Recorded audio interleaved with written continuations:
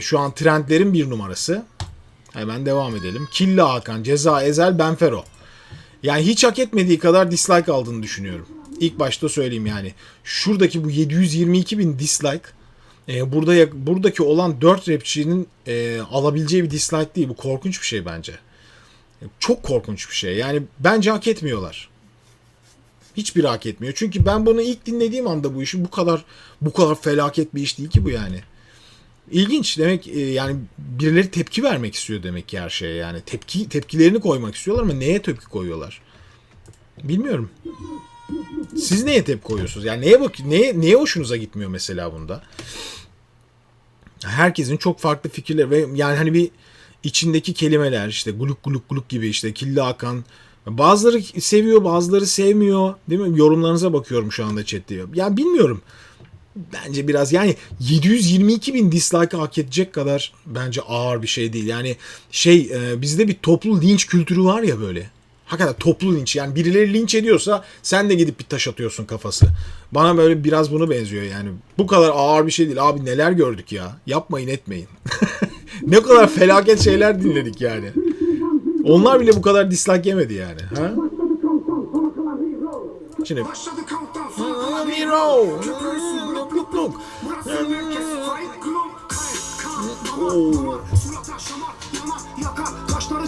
Bir kere bence beat çok tatlı yani her ne olursa olsun. Neyse şimdi bunları geçelim. Okuyucuların karakterlerine biraz bakalım. Killa Hakan'ı ben daha önce hiç incelemedim. İlk defa inceliyorum. Şimdi Kararla.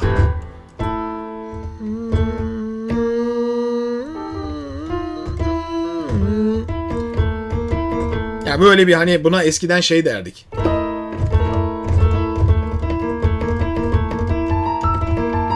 Abi gerilim veren bir şey. Altta bu altyapı kullanılmış.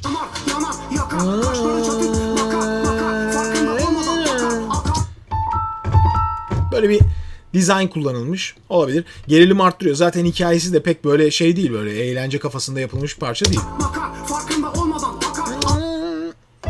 Şimdi Killa Hakan'ın bulunduğu yer ana tonun beşlisi. Yani beşliyi nasıl anlatabiliriz? Yani bunu genelde böyle Karadeniz kemençelerinde falan kullanırlar. Karar la kalır. Beşli kalır. Bu birazcık da gerilimi arttırırdı aslında bakın.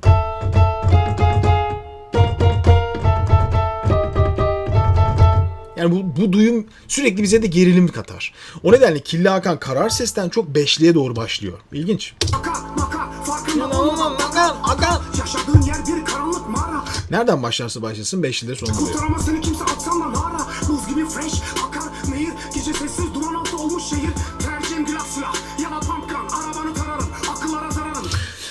Killa Hakan'ın okuyuşunda bir nefesle ilgili bir şey var değil mi?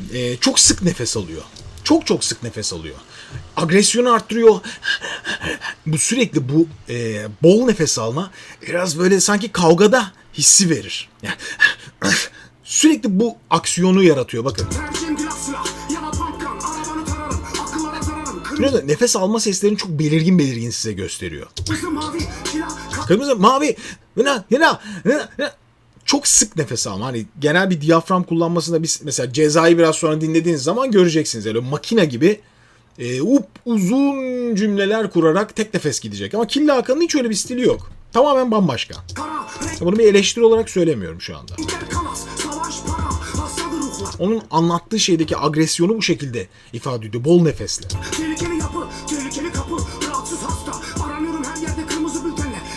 Görüyorsun değil mi? Yani yaparım. Bu şekilde kullanılır mı? Yani bu şekilde kullanılır mı ne demek? Şöyle anlatmaya çalışayım. Bu şekilde kullanarak sesinizde herhangi bir yorgunluk, bir yıpranma falan olur mu? Olmaz. Ama nefesiniz sürekli alınıp verildiği için bir süre sonra nasıl bir şey yaşayabilirsiniz? Nefes tembelliği yaşayabilirsiniz. Çünkü sürekli kısa nefes alıp parça söylemeye alışkınsanız diyaframınız zayıf çalışmaya başlar. Bol bol ciğer nefesi alarak şarkı söylemeye başlar. Şu aldığı nefeslerin çoğu diyafram değil. Kaçınılmaz olarak sık nefes alıp verdiği için sanki bizim günlük hayatta en çok kullandığımız göğüs nefesiyle bir iş yapmış oluyor. Yorucu aslında.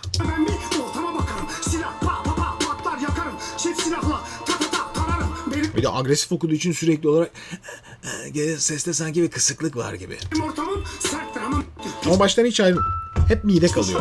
Yani beşli akorda kalıyor.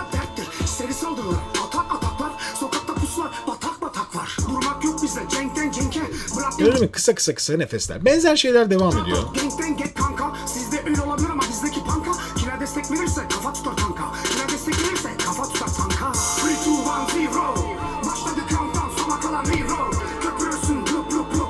Burası merkez fight club. Siz sevmiyorsunuz ama diyorum ya çocuklar hani nakaratı sevmeyebilirsiniz. Hiçbir şey diyemem. Sonuçta bu sizin keyfiniz yani. Siz daha iyi bir nakarat da istiyor olabilirsiniz ama ben çok yani bu kadar ağır 722.000 dislike hak etmez ya bu. Bu kadar da değil yani. 3, 2, 1, 0. Neyse geçiyorum. Şimdi kısa nefes. Şimdi ceza geliyor. Tabii ki daha önce ceza analizinde bahsetmiştim.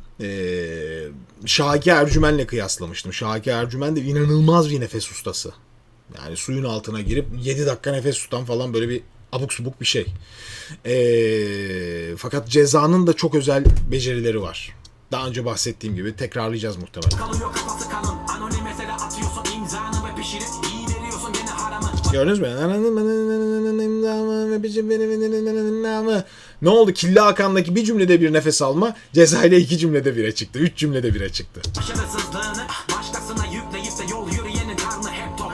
Ya, müthiş ya. Ceza'nın en büyük özelliği bu. Diyafram o kadar yüksek nefes tutmaya alışkın ki başka türlü söyleyemiyor ya.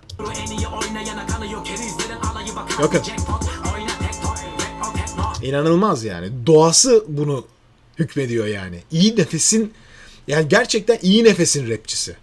Birbirlerini çok iyi tamamlıyorlar nefesiyle beraber.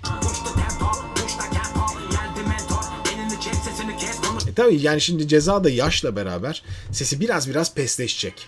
Hafif pesleşmeler olacak. Daha önceki yıllarda izlediğimiz o kayıtlarında daha tiz sesler vardı. Bunda daha orta karar sesinde söylüyor bir de. Çok agresif değil bence Ceza. Bu okuyuşunda. Ne anlamda? Seçtiği yer anlamıyla. Karar sesinde okuduğu zaman çünkü biraz önce Norman'den de gördük yani üçlüsüne doğru yolculuklarda agresyonu daha da yükseltiyor. Veya Killa Hakan gibi beşlisinde daha da tansiyonlu okuma. Ceza daha sakin bir yerde okuyor aslında.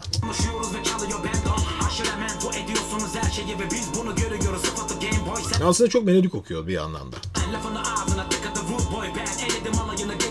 Tabii bir de Ceza hakikaten yani bu kadar iyi nefes kullandığı için sesleri de mükemmel tutuyor. Yani bunda 1 gram ototune yok şu kayıtta. Mükemmel bir okuyuş var. Ne kadar tona sadık. Bakın.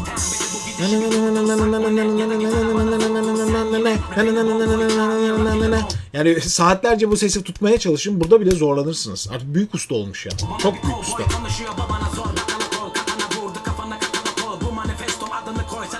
Görüyorsunuz değil mi?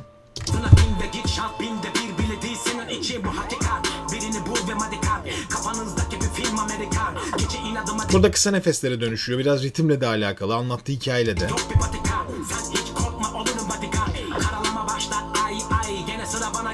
Vay vay.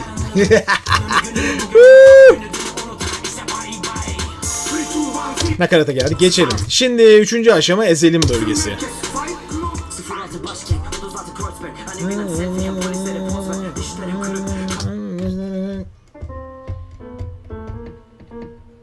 Ezel'in okuduğu yerse yarım ton böyle kararın biraz üstü.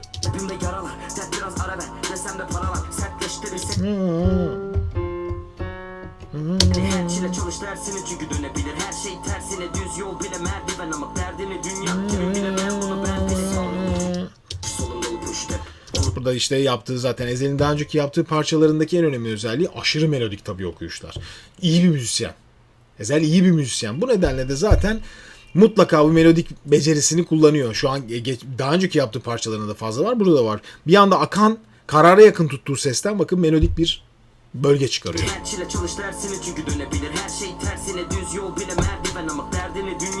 Şu bölge.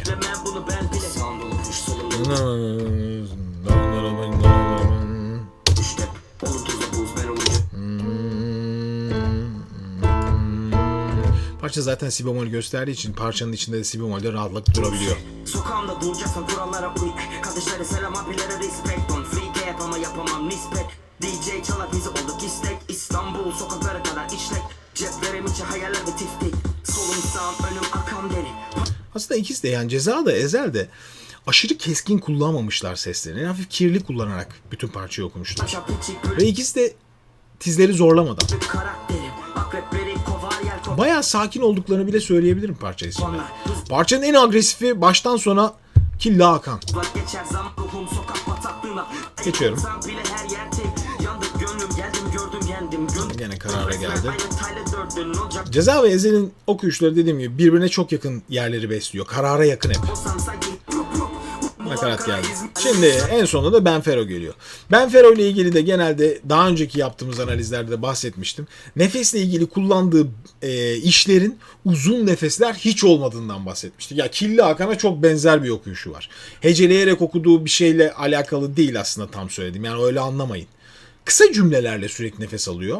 Ama kendisi iyi bir sporcu gördüğünüz kadarıyla. Yani çok daha uzun nefeslere alışkın bir çalışma yapabilir. Ki yani Ceza'nın artık refleksi olmuş. Hayat refleksi olmuş bu. Bakalım Benfero'da neler var. Yani Benfero'nun da ilk defa ototune'suz okuyuşunu duyuyoruz. Belliser, abiler Mert, İstanbul, Ankara, İzmir'den geldik bir fert şimdi bittin sen. Yani ne diyebilirim biliyor musunuz? Bir adıma bu kadar ototune yakışır. Hakikaten ilginç yani.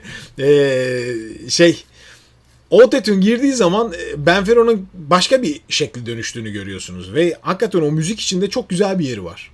Autotune çıktığı zaman ise daha bariton, daha koyu bir renge dönüşüyor. 4 kuşun 36 merkezden, Kreuzberg farklıdır herkesten. Ve aslında çok sert ve agresif rap de yapmadığı için daha düz bir okumaya dönüşüyor her şey. Bakın.